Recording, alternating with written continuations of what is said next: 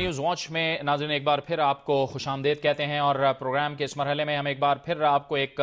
تازہ ترین خبر دیں گے جو اعلیٰ ترین حکومتی ذرائع سے ہمیں معلوم ہوئی ہے، جس میں کہا گیا ہے کہ حکومت کسی بھی طور سے حکومت نے فیصلہ کر لیا ہے کہ وہ اپنے سابق اتحادیوں میں سے کسی کے بھی دباؤ اور بلیک میلنگ میں نہیں آئے گی، اور اس حوالے سے جے یو آئی کے سربراہ مولانا فضل الرحمان کی جانب سے وزیر اعظم کی تبدیلی کا جو مطالبہ کیا گیا ہے وہ بھی پورا نہیں کیا جائے گا۔ جبکہ دوسری طرف اعلیٰ ترین حکومتی ذرائع نے ہمیں یہ بھی بتایا ہے کہ دوسری جو بڑی اتحادی جماعت ہے متحدہ قومی موومنٹ، ان کی جانب سے ان کے تحفظات ضرور دور کیے جائیں گے اور متحدہ کو وفاقی وزارتوں میں ان کا کوٹا بھی بڑھا دیا جائے گا، مگر سندھ کے وزیر داخلہ کو نہ تو ہٹایا جائے گا اور نہ ہی ان کا کوئی محکمہ تبدیل کیا جائے گا۔ اسی طرح اعلیٰ ترین حکومتی ذرائع سے ہمیں یہ بھی معلوم ہوا ہے کہ نئے سال کے آغاز کے ساتھ ہی جلد موجودہ کابینہ میں بھی بڑے پیمانے پر تبدیلیاں کی جائیں گی۔ اس سلسلے میں حکومت نے اپنے تمام وزراء کی کارکردگی اور جائزہ رپورٹ بھی منگوا لی ہیں۔ اعلیٰ ترین حکومتی ذرائع نے ہمیں یہ بھی بتایا ہے کہ موجودہ وفاقی کابینہ کا بھی جو حجم ہے اس کو بھی کم کر دیا جائے گا۔ ہم آپ کو ایک بار پھر بتا دیں کہ حکومت نے فیصلہ کیا ہے کہ اپنے سابق اتحادی جماعتوں کے دباؤ میں نہیں آیا جائے گا۔ مولانا فضل الرحمان نے جو وزیر اعظم کی تبدیلی کا مطالبہ کیا ہے اسے بھی پورا نہیں کیا جائے گا۔ البتہ متحدہ قومی موومنٹ کے جتنے بھی تحفظات ہیں انہیں ہر صورت پورا کیا جائے گا۔ البتہ سندھ کے وزیر داخلہ ذوالفقار مرزا کے حوالے سے یہ بات سامنے آئی ہے، اعلیٰ ترین حکومتی ذرائع نے ہمیں بتایا ہے کہ نہ تو ان کا محکمہ تبدیل کیا جائے گا اور نہ ہی انہیں وزارت سے ہٹایا جائے گا، تاہم متحدہ قومی موومنٹ کے تمام تحفظات کو دور کر لیا جائے گا۔ اعلیٰ ترین حکومتی ذرائع نے ہمیں یہ بھی بتایا ہے کہ وفاقی کابینہ کا حجم بھی آنے والے دنوں میں یعنی اس نئے سال کے شروع میں کم کر دیا جائے گا، اور اس کے ساتھ ساتھ وزراء کی جائزہ جو کارکردگی ہے ان کی جائزہ رپورٹ بھی منگوا لی گئی ہیں۔ یہ تھی وہ اہم ترین خبر جو ابھی ہمیں اعلیٰ ترین حکومتی ذرائع سے معلوم ہوئی ہے۔ اب ہم چلیں گے اپنی اگلی خبر کی جانب۔ ڈیرہ اسماعیل خان میں جو سیلاب سے متاثرہ علاقے ہیں اس میں بھرپور کام جاری ہے پاک فوج کی جانب سے، اور چیف آف آرمی سٹاف جناب جنرل اشفاق پرویز کیانی کے فنڈ سے خصوصی طور پر رقم جاری کی گئی ہے، جس سے پاک فوج نے 250 مکانات تعمیر کیے ہیں اور مزید مکانات کی تیاری بھی اس وقت جاری ہے۔ کیسے وقت میں کہ جب ظاہر ہے کہ عوام یہ چاہتے تھے کہ سیاستدان اور سیاسی جماعتیں ان کے دکھوں کا مداوع کریں، سیاستدان اپنی مٹ بھیڑ میں اور اپنی مفادات کی جنگ میں مصروف ہیں، لیکن دوسری جانب پاک فوج بھرپور طریقے سے عوام کی بحالی کے کاموں میں مصروف ہے۔ اس پروجیکٹ کا مقصد کیا ہے اور کتنے مزید گھر تعمیر کیے جائیں گے اور کہاں سے یہ فنڈ آ رہے ہیں اور کس قسم کی ٹیکنالوجی اس میں استعمال ہو رہی ہے، اسی پر بات کرنے کے لیے ہمیں جوائن کیا ہے ڈیرہ اسماعیل خان سے سینئر سٹاف آفیسر 40 ڈویژن جناب کرنل زاہد جمیل نے۔ بہت بہت شکریہ کرنل صاحب، آپ نے ہمیں جوائن کیا۔ پاک فوج پہلے سے ہی سیلاب زدہ علاقوں میں کام کر رہی ہے، بتائیے کہ ریسکیو کے بعد اب جو بحالی کے کام ہیں اس میں آپ کس حد تک کنٹریبیوٹ کر رہے ہیں؟ بسم اللہ الرحمن الرحیم۔ جیسے کہ آپ کو معلوم ہے کہ 28 جولائی کو آنے والا حالیہ سیلاب بہت تباہ کن تھا اور یہاں پہ بہت تباہی ہوئی تھی۔ پاک فوج اس ریسکیو آپریشن میں اس نے بہت بڑھ چڑھ کر حصہ لیا۔ اس کے 3 ہیلی کاپٹرز، اس کی 50 کشتیاں اور 5000 جوانوں نے اس میں حصہ لیا اور پہلے مرحلے میں اپنے بھائیوں کو اپنے جو پانی میں سے نکالنے کا کام کیا اور ان کو محفوظ مقامات پر پہنچایا۔ اس کے بعد دوسرا مرحلہ جو تھا ان کی ریلیف اور آباد کاری کا مرحلہ تھا، جس میں بھی پاکستان فوج نے اپنے عوام کے ساتھ شانہ بشانہ کام کرتے ہوئے بہت اچھا کام کیا۔ اس میں ہم نے اس طرح کی حکمت عملی بنائی کہ ہم نے اس میں آرمی کے علاوہ مقامی انتظامیہ کے نمائندے اور لوکل ولیج کمیٹیز جو ہے ان کے نمائندوں کو شامل کیا۔ انہوں نے اس مرحلے کو شفاف بناتے ہوئے تصدیق کی اور متاثرہ خاندانوں اور آبادیوں کا ایک تو نشاندہی کی، اور پھر ہم نے اس کی درجہ بندی کی۔ اس درجہ بندی کرنے کے بعد جو ہمیں چیف آف آرمی سٹاف سے فنڈ ریسیو ہوئے تھے اس میں سے ہم نے ان کے گھروں کی دوبارہ آباد کاری کا بندوبست کیا، اور اس مرحلے میں ہم نے ماشاءاللہ ابھی تک 250 گھروں کی تعمیر ہم تقریباً مکمل کر چکے ہیں، اور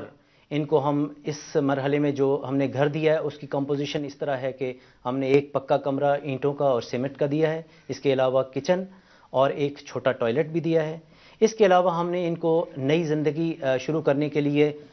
کچھ نان فوڈ آئٹمز جیسے کہ رضائیاں، کمبل، چولہے، گیس کے ہیٹرز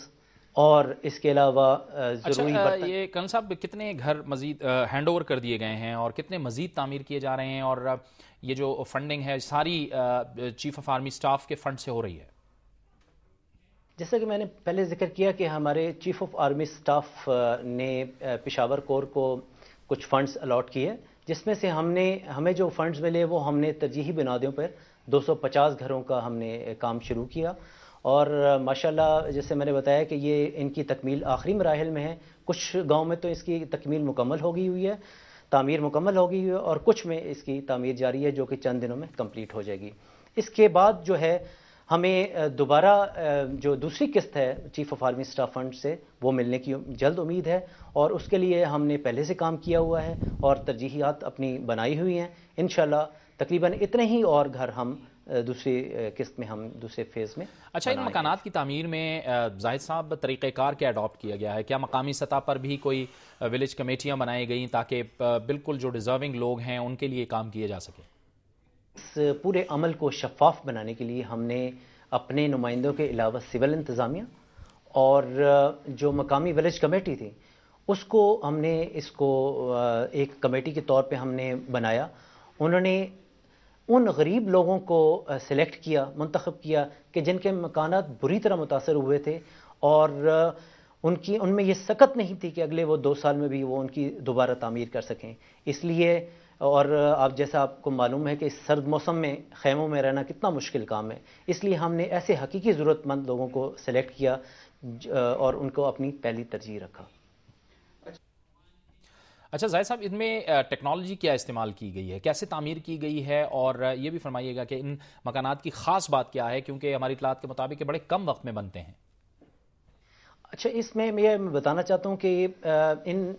مکانات کی تعمیر میں ہم نے 2-3 طریقے استعمال کیے ہیں۔ پہلے تو جس طرح روایتی طور پہ ہم بناتے ہیں، سیمنٹ اور اینٹوں کے مکانات بنائے گئے، کمرے اور کچن اور ٹوائلٹ جس طرح میں نے بتایا گیا۔ کچھ مکانات جن جگہوں پر اینٹیں اویلیبل نہیں تھیں وہاں پہ ہم نے سیمنٹ بلاک کو اینٹوں کی جگہ استعمال کیا اور وہ ہم نے بنائے گھر۔ اس کے علاوہ ایک اور ٹیکنالوجی بھی جو کہ ہم نے سول کانٹریکٹرز کے تھرو استعمال کی، اور وہ یہ تھی کہ سینڈ بیگز کا استعمال کیا گیا جس کی دیواریں بنائی گئیں اور اس کے اوپر سیمنٹ پلاسٹر کیا گیا۔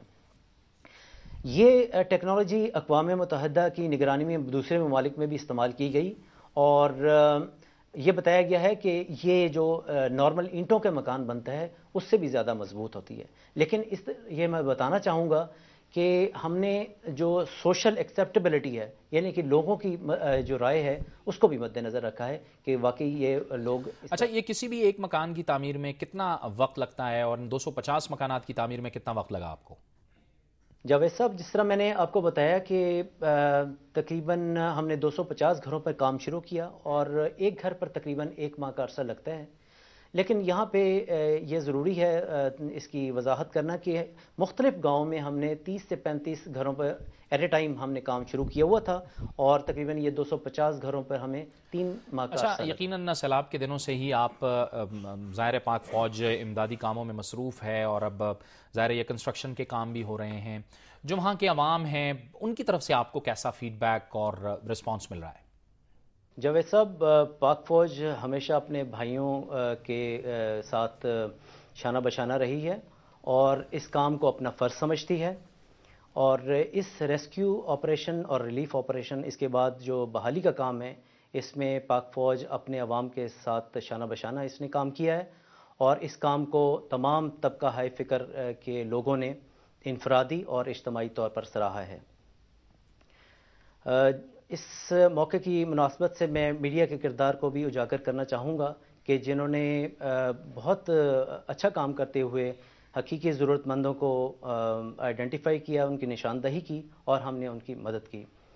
یہاں پہ فوج کے کردار کی بات کرتے ہوئے میں یہ ضروری سمجھتا ہوں۔ بہت بہت شکریہ colonel Zahid Jamil, senior staff officer 40th division, ہم سے گفتگو کر رہے تھے اور بتا رہے تھے 250 مکانات کی تعمیر ہوئی ہے chief of army staff fund سے۔ ان کا کہنا تھا کہ عوام نے بھرپور رد عمل کا مظاہرہ کیا ہے اور بھرپور تعاون کا مظاہرہ کیا ہے۔ یہ تھا ہمارا آج کا پروگرام۔ اگر آپ اپنی رائے یا کامنٹ ہم تک بھیجنا چاہتے ہیں تو ہمیں لکھیے، ہمارا ای میل ایڈریس ہے nw@duniatv.tv۔ جاوید اقبال کو اجازت دیجیے، اللہ حافظ۔